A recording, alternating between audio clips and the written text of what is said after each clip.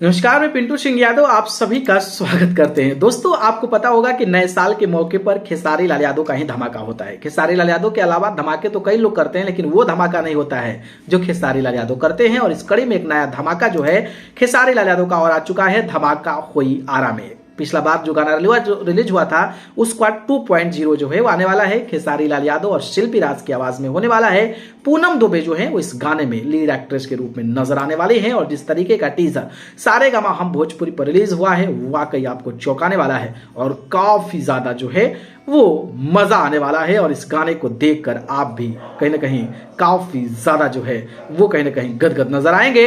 बात करें तो जब मैं बना रहा हूं तो टीजर पर 1 घंटे में ही 72,000 से ज्यादा व्यूज मिल चुके हैं। और जब शायद आप देख रहे होंगे तो ये टीजर पर 1 लाख से ज्यादा व्यूज मिल गया होगा।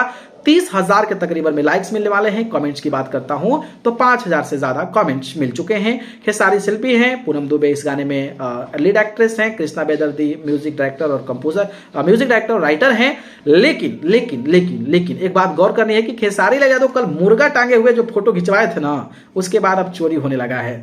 आपको पता होगा कि मैंने खबर बताया था प्रमोद प्रेम यादव को लेकर, वो कहीं ना कहीं मैटर कहा जा रहा है कि चोरी का हो गया है। दूसरा जो है ब्रजेश सिंह, जो गाना तेल को लेकर काफी ज्यादा चर्चा हुई थी, वो भी मुर्गा पर गाना लेकर आ गया है। तो अब क्या कहा जाए, खेसारी लाल यादव के पीछे सब कोई रेंग रहा है या फिर चाहता है कि खेसारी लाल यादव ही जैसा कुछ ऐसा कर लिया जाए कि उनके नाम पर, उनके मैटर्स पर व्यूज कलेक्ट कर लिया जाए। तमाम तरीके के सवाल उठ रहे हैं। और ऐसा क्यों होता है भाई, ऐसा क्यों होता है भोजपुरी इंडस्ट्री में कि कोई एक गाना किसी टैगलाइन पर गा दिया तो उसी पर सबको गाना है।